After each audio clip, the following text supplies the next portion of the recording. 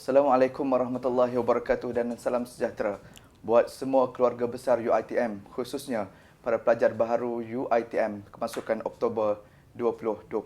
Alhamdulillah kita berjumpa lagi dalam siaran kali ini bersama Timbalan Naib Chancellor Hal Ehwal Pelajar dan UiTM di hatiku.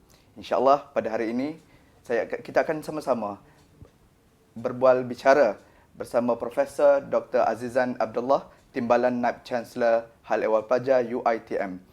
Dan setelah kita melihat 64 tahun UiTM telah pun menyumbang bakti dan jasa kepada seluruh warga Malaysia, hari ini kita akan melihat secara khusus peranan bahagian Hal Ehwal Pelajar dalam menjaga kebajikan pelajar dan seterusnya membina karakter dan kepimpinan mahasiswa. Assalamualaikum warahmatullahi wabarakatuh, Prof. Waalaikumsalam warahmatullahi wabarakatuh, Syah. Apa khabar, Prof?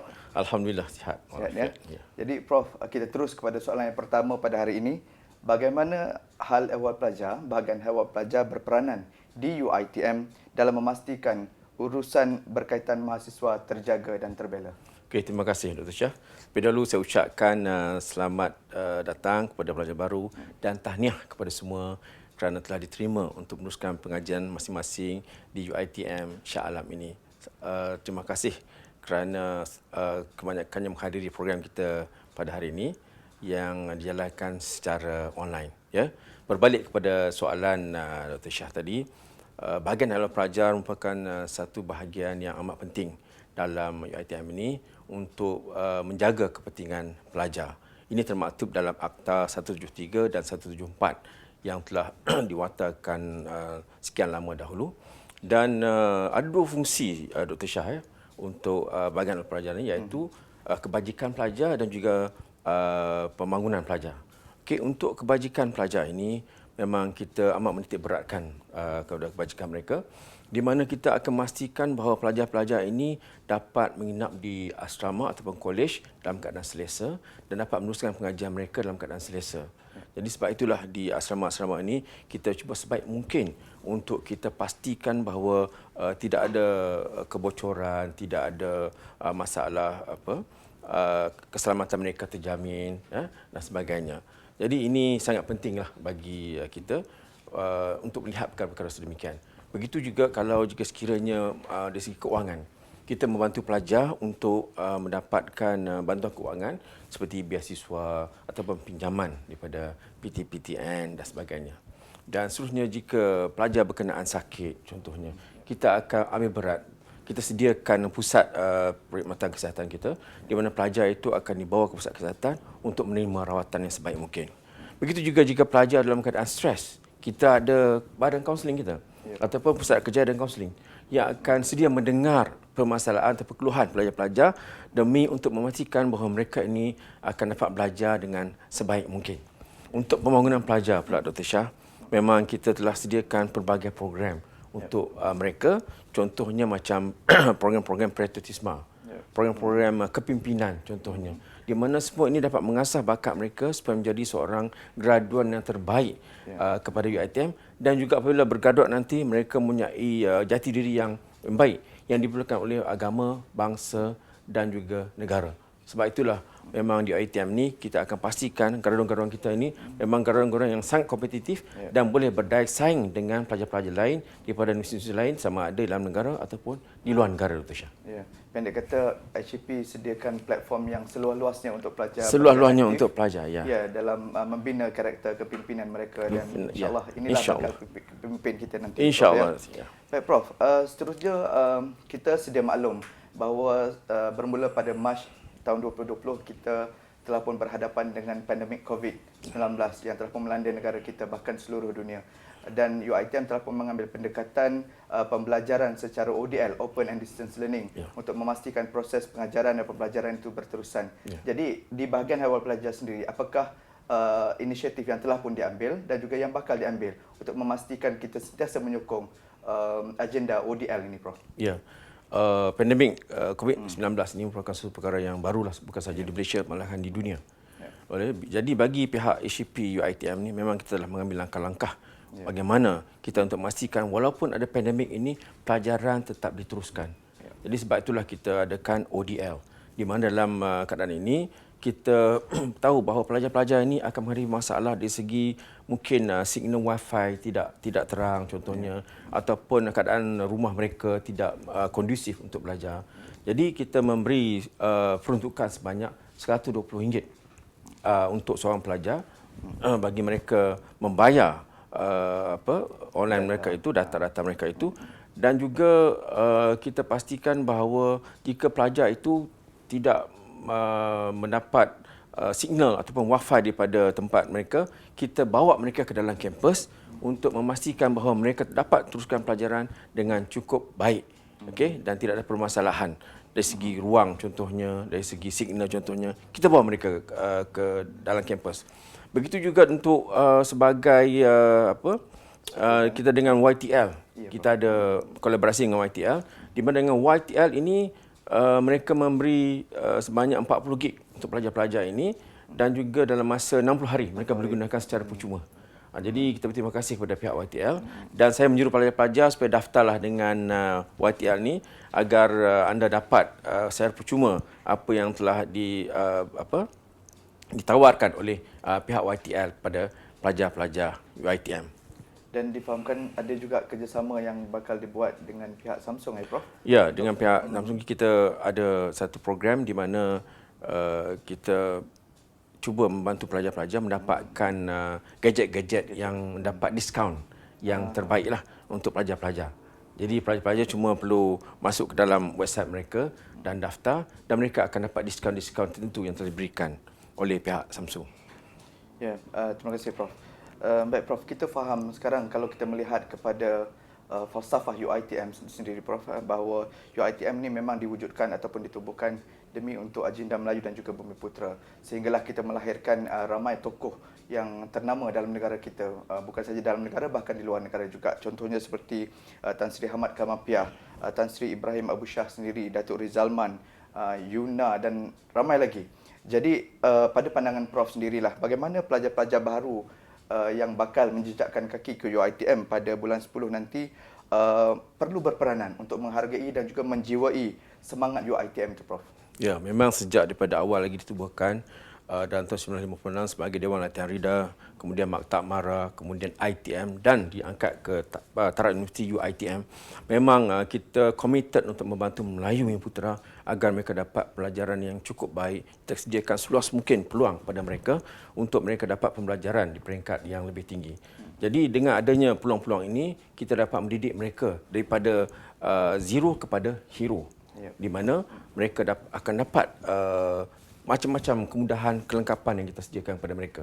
Dan bila mereka bergraduat nanti, mereka akan dapat membantu keluarga mereka, membantu masyarakat mereka, dan menjadi seorang graduan ataupun bangsa yang dapat membantu masa mereka, negara dan juga agama mereka.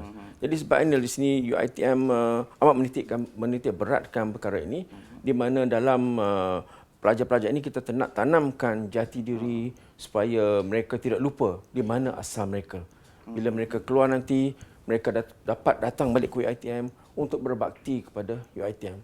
Bukan dari segi keuangan, malah dari segi idea mereka boleh berikan kepada pihak UiTM, di mana dengan idea ini kita gunakan untuk membantu generasi akan datang. Jadi jati diri ini sangat penting pada UiTM. Memang sejak awal ditubuhkan 1956 sampai sekarang, kita masih komited untuk memastikan pelajar Melayu Bumiputera tidak akan terlepas daripada menerima pendidikan tinggi daripada UiTM. Jadi semangat UiTM di hatiku tu saya percaya UiTM di hatiku teguh di hati setiap graduan, ya, Prof? Betul. Sebab dalam, kalau kita tengok bait-bait seni kata dalam UiTM di hatiku itu memang boleh mengisafkan pelajar-pelajar. Contohnya katakan, tunjuklah kami jalan ilmumu untuk ku menuju. Maknanya dia mengharapkan pensyarah ini menunjuk kepada mereka ilmu yang mereka boleh gunakan kepada masyarakat luar satu hari nanti. Ya, Prof. Sangat terkesan dan sangat terkesan. Saya pun bila menyanyikan lagu itu, bila letak tangan saya di dada, saya rasa amat terkesan sekali dengan seni kata apa lirik lagu-lagu itu. Dan Prof, seterusnya Prof, kita melihat bahawa UiTM merancang perancangan strategi dan sebagainya, dan yang terkini adalah perancangan strategi UiTM 2025. Dan dalam UiTM 2025 ini sudah pasti telah pun menggariskan 3 nilai utama kepada organisasi dan juga 5 nilai utama bagi semua warga UiTM. Jadi boleh Prof huraikan ataupun apakah sebenarnya 3 nilai ini kepada organisasi dan juga 5 nilai kepada individu? Ya, kita ada memang dalam rangka ataupun pelan strategik 2025 ini memang kita gariskan nilai-nilai ini. Okay? ESI dan IDAT. ESI itu E itu untuk excellent, okay, S untuk synergy dan juga I untuk integrity. Jadi saya uraikan yang ini dulu, kemudian kita boleh masuk pada IDAT ya. Jadi untuk sebagai excellent ni memang kita perlukan pelajar-pelajar kita yang cemerlang. Kalau kita boleh pelajar-pelajar kita ni kita nak berfikiran global dan kita letak di mana sahaja di dunia ini mereka dapat menjalankan tugas dengan baik. Macam kita dapat anugerah ICCA untuk pelajar terbaik di dunia. 100% dia skor dalam pelajaran dia. Okey, dan kita juga menyumbang dalam sukansi baru-baru ni. Okey, beberapa pingat emas untuk negara. Okey, itu pun excellent. Begitu juga dengan debat. Kita boleh bertanding dengan institusi antarabangsa di mana kita dapat kedudukan yang terbaik dalam peringkat global. Jadi kecemerlangan beginilah kita mahu ada pelajar-pelajar kita supaya mereka dapat menunjukkan bakat ataupun kemahiran mereka ada bukan sahaja peringkat negara, malah di luar negara. Ini excellent. Kemudian kita ada sinergi. Ini adalah kerjasama di antara pelajar-pelajar. Ini kita naklah kita ada pelbagai fakulti di sini. Kita ada lebih kurang 24 fakulti di mana setiap pelajar ini perlulah ada kerjasama antara satu sama lain. Bila bekerjasama, mereka akan dapat membentuk suatu gagasan yang cukup besar yang boleh menguatkan lagi kedudukan mereka atau kedudukan UiTM di negara dan juga di luar negara. Di kolej-kolej, kita ada 8 buah kolej. Kita ada non-resident lagi.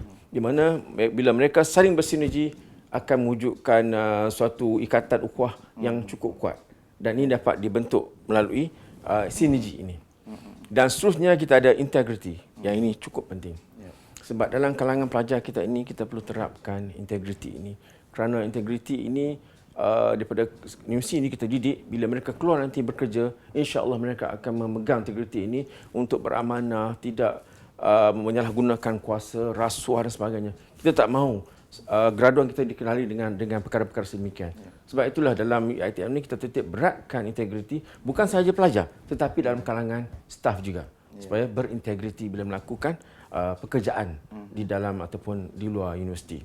Okey, dan seterusnya kita ada nilai untuk individu yang kita namakan sebagai IDAT. I ini untuk ilmu. Jadi tujuan pelajar-pelajar datang ke UiTM ini adalah untuk menuntut ilmu. Ilmu dalam bidang masing-masing. Okey. Daripada hadis yang Rasulullah SAW bersabda, okey. Jika seseorang itu melangkah untuk mencari satu ilmu, Allah akan menyediakan satu langkah ataupun satu laluan untuk ke syurga. Tengok berapa pentingnya ilmu ini dititik beratkan oleh Islam, di mana setiap orang Islam ni hendaklah berilmu. Dengan adanya ilmu ini menjadi pedoman kepada mereka dan mereka boleh gunakan ilmu ini untuk mencari perkara-perkara lain, contohnya harta dan sebagainya. Jadi tidak diletakkan harta itu dulu, ilmu itu dulu.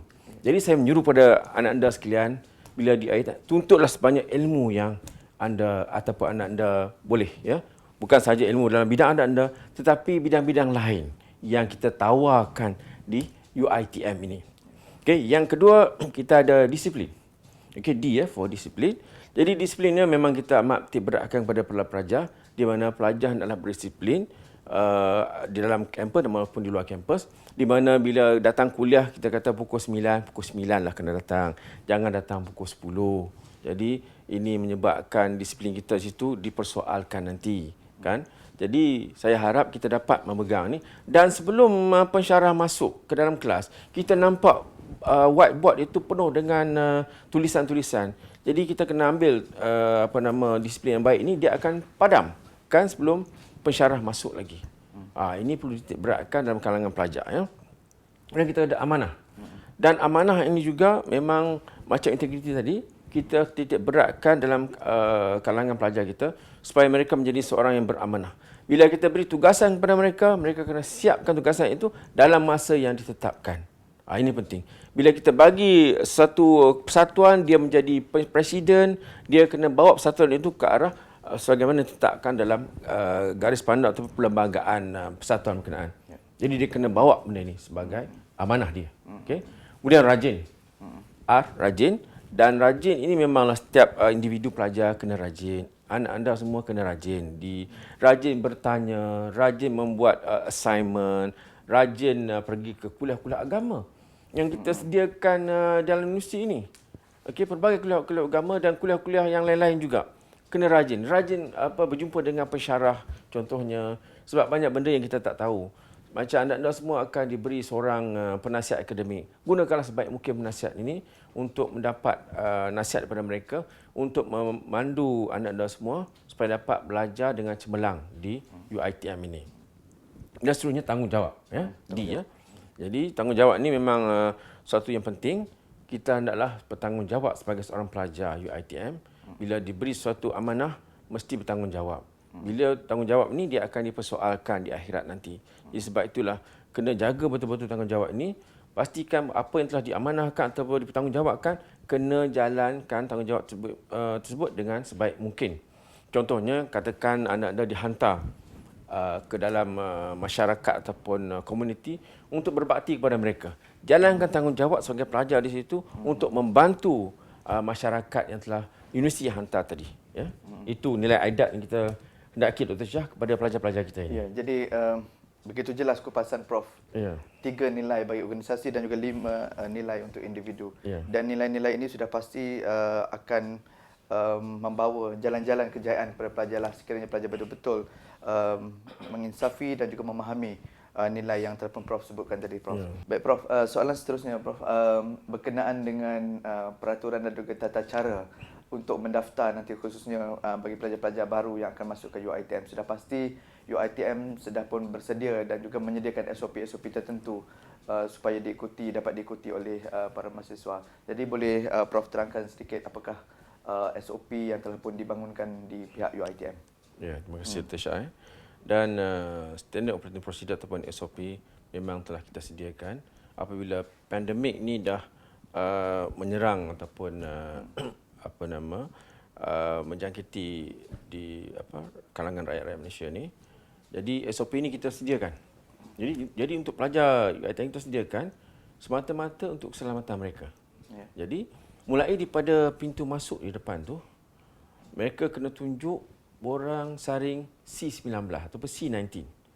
Di mana mereka kena isi borang ini dan bila sampai kepada pintu pagar tu, mereka nak masuk, mereka kena tunjukkan melalui handphone dan bila warna hijau, kita akan benarkan masuk.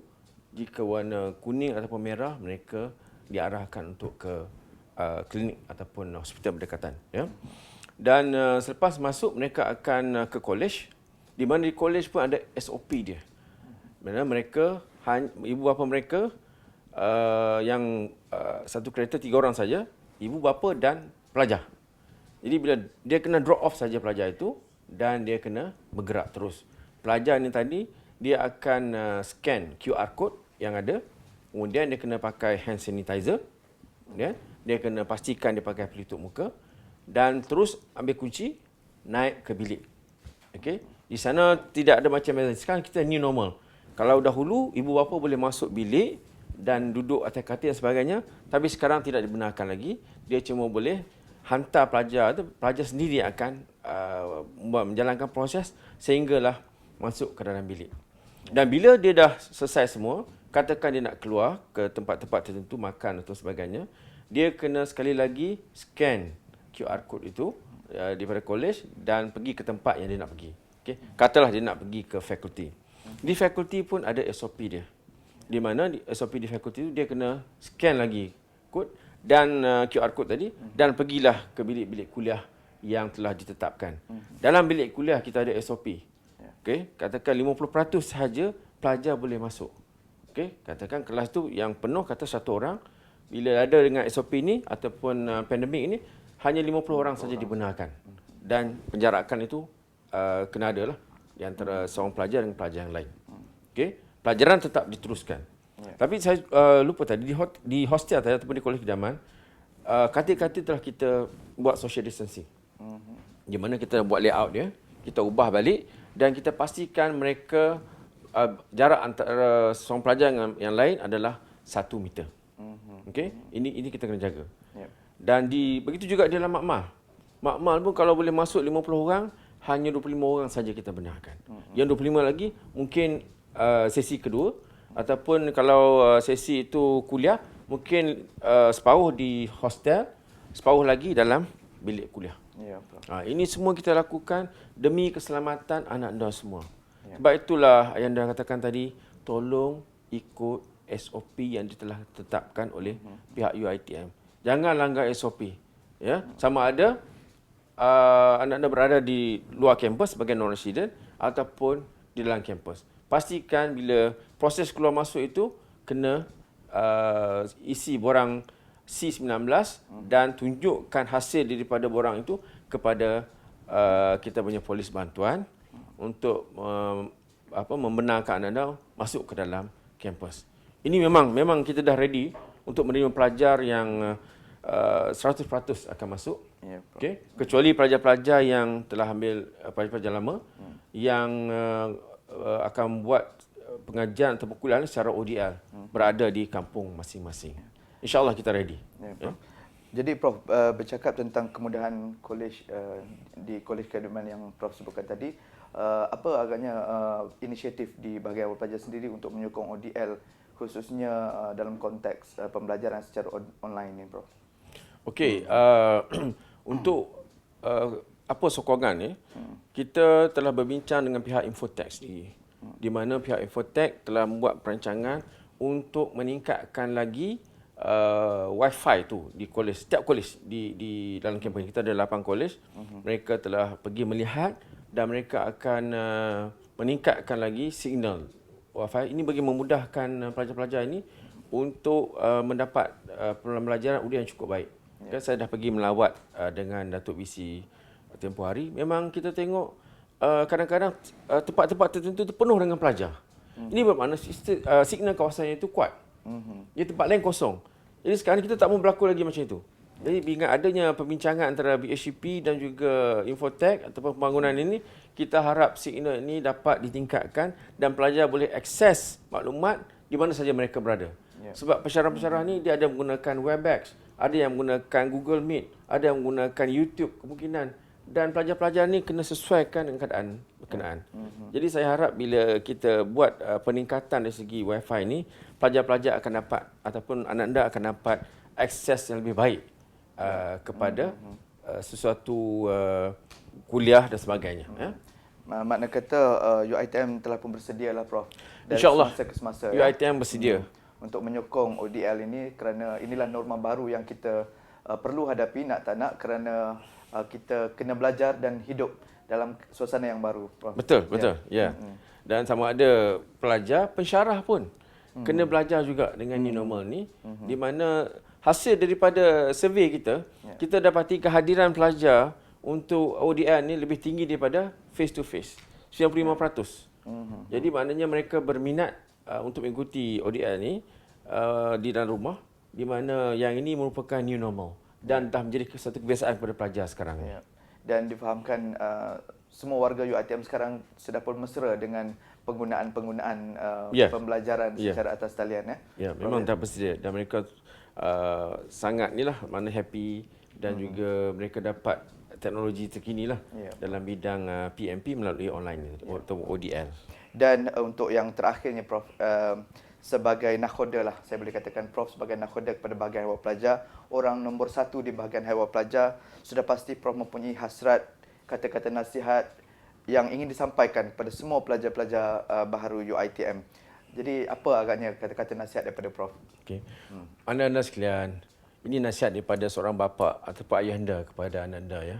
Yang pertama, jagalah imej UiTM. Tak kira di mana saja anda berada, sama ada dalam kampus maupun di luar kampus. Jangan sekali-kali melanggar peraturan yang telah ditetapkan oleh UiTM. Jadi ikutlah arahan apa yang telah diberikan kepada anda sekalian. Sebab ayahanda rasa terluka jika sekiranya anda dihadapkan ke lembaga tata tertib kerana benda-benda yang anda langgar dalam kampus ini. Sebab itulah anda pesan, jaga imej universiti, jaga imej anda sendiri sebagai pelajar UiTM. Kita mesti jaga perkara-perkara ini supaya universiti kita tidak tercemar. Bila tercemar, akan memberi kesan yang buruk kepada universiti dan juga staf dan juga anak-anak sendiri sebagai pelajar-pelajar UiTM. Yang kedua, jangan lupalah kepada ibu dan ayah di kampung. Jadi kirimkanlah WhatsApp, zaman sekarang WhatsApp ataupun telefonlah mereka supaya mereka dapat mengetahui keadaan anak anda yang belajar di sini. Mungkin mereka risau, okey, anak anda ini macam mana keadaannya di sini. Jadi cubalah call mereka ataupun berWhatsApp dengan mereka agar mereka rasa selesa dan yakin dengan anda. Dan jangan lupa, bila mereka hantar anda ke universiti ini, mereka mengharapkan anda dapat belajar baik dan skor dalam pelajaran. Jangan lupa, itu amanah mereka kepada anda. Anda kena pegang amanah dan tanggungjawab ini untuk memastikan bila mereka menghantar anda akan bergraduat suatu hari nanti. Itulah pengharapan mereka. Biar mereka menangis kerana kejayaan anda, bukan mereka menangis kerana kegagalan anda. Ini cukup penting yang anda nak pesan. Lagi satu yang anda nak pesan pasal viral, Dr. Shah, ya. Banyak benda-benda yang tidak baik diviralkan ataupun penggunaan bahasa-bahasa yang kesat di dalam media sosial. Jadi ayahanda berpesan kepada anda semua, kita dah masuk universiti ini berbeza dengan kita di sekolah menengah dulu. Jadi kita kena, orang kata apa, ubah kita punya perangai jadi lebih baik. Gunakanlah WhatsApp yang kita ataupun handphone yang kita ada, media sosial yang kita ada dengan cara yang terbaik, dengan berhemah dan bertanggungjawab. Jangan guna perkataan-perkataan yang tidak baik. Kita viral benda-benda palsu contohnya. Ini mengakibatkan menjejaskan nama universiti dan nama pelajar-pelajar UiTM itu sendiri. Jadi ayahanda pesan supaya jangan melakukan perkara-perkara sedemikian yang boleh memudaratkan anak-anak dan juga mungkin universiti juga di masa akan datang. Ya, Pak. Ya. Jadi maknanya kita sentiasa mengharapkan bahawa warga UiTM, bila pelajar-pelajar baru menjadi sebahagian daripada warga UiTM, maka tunjukkanlah nilai keintelektualan kita sebagai warga universiti. Jadi terima kasih banyak Prof di atas perkongsian Prof sebentar tadi, dan kita mengharapkan yang terbaik khususnya untuk pelajar-pelajar kita yang bakal melapor diri di UiTM nanti. Dan untuk pelajar baru yang dihormati sekalian, kita memohon jasa baik anda boleh layari semua perkembangan berkaitan bahagian hal pelajar di Twitter, IG ataupun di FB dengan menaip TNC HEP UiTM atau bahagian hal ehwal pelajar. Dan segitu, sekali lagi terima kasih, banyak-banyak terima kasih kepada berbagai Prof, Dr. Azizan Abdullah, Timbalan Naib Chancellor bahagian hal ehwal pelajar, di atas perkongsian dan juga kata-kata nasihat yang telah pun disampaikan sebentar tadi. Sekian, wabillahi taufiq wal hidayah. Assalamualaikum warahmatullahi wabarakatuh.